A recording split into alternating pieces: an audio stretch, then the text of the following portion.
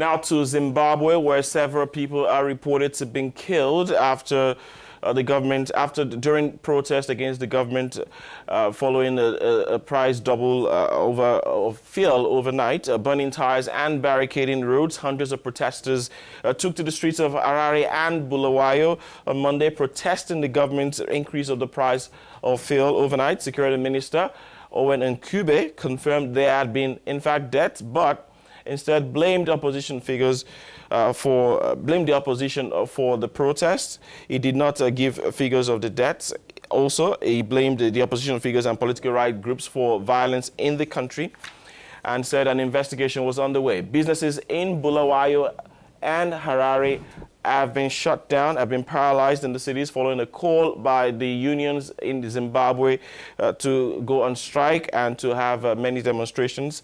So what really is going on in Zimbabwe and what is causing the social unrest in the country? Our journalists Ignatius Ano and Cedric Seosolo tell us.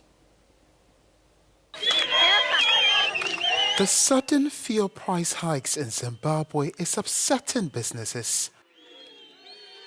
On Monday, police used tear gas as anger over hike in fuel prices and a wider economic crisis spilled onto the streets.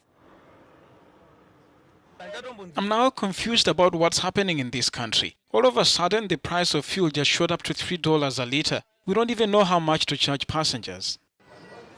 The 150% increment, he says, was to control runaway currency crunch. But this move was met in shock in a country where 80% of the population is unemployed. Currency shortage in Zimbabwe has plunged the southern African nation into economic disarray. Prices of basic goods have shot up and medical supplies are hard to come by. Well, joining us now to talk about this issue is Dewa Mavinga, a human rights expert in South Africa. Thank you very much for accepting to speak to us about what is happening in Zimbabwe, Mr. Mavinga. But this doesn't come as a surprise. Zimbabwe's case has been a time bomb, but how worse can this economic crisis get? Well, I think if you look at the efforts to resolve the crisis by the government, it appears they are not dealing with the root causes, and which means that things could get much worse. So, for example, what triggered the current round of protests that have turned violent was a decree by the president of Zimbabwe, Emmerson Mnangagwa, to increase fuel prices in US dollars by about 150%. So that was not a solution. It has triggered protests, and it does not look like the government would climb down.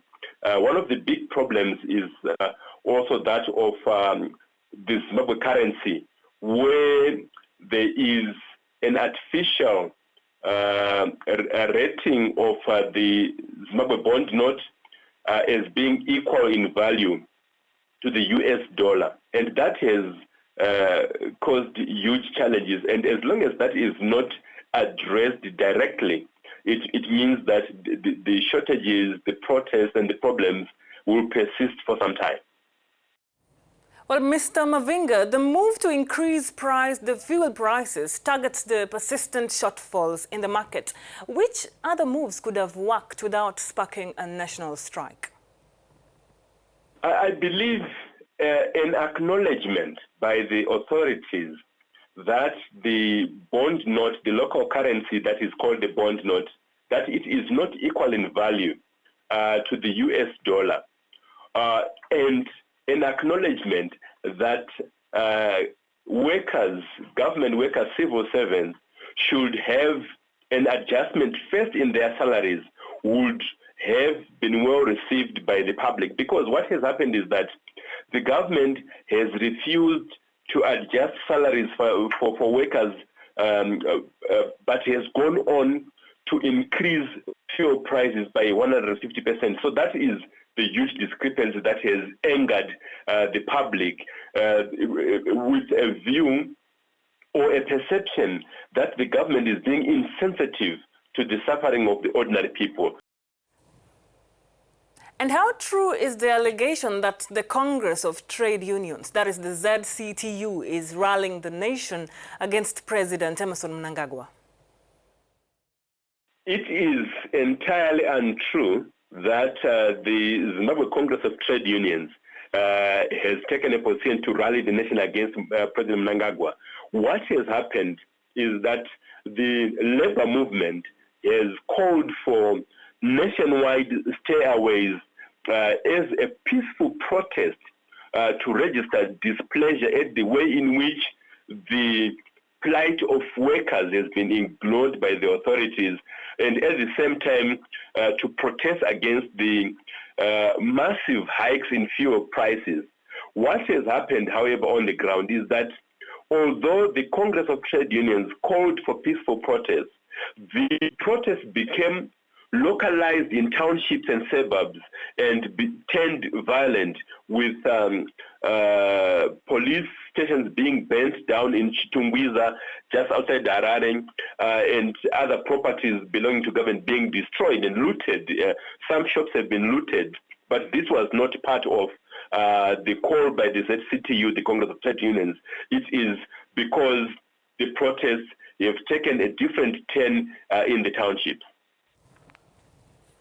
Well, Mr. Dewa, we'll have to leave it at that, but thanks very much for your insights regarding this matter. Well, that was Mr. Dewa Mavinga, a human rights expert, speaking to us from Johannesburg in South Africa. If you're just joining us, you're watching The Morning Call, and we are live for you in French and in English. And on our website, Africanews.com, you can watch our broadcast live and get the latest stories from across the continent and elsewhere. Please log on our website, Africanews.com. Now, still to come on the program. A tech company is making water, but guess where? From out of air. Safe enough to drink, it says.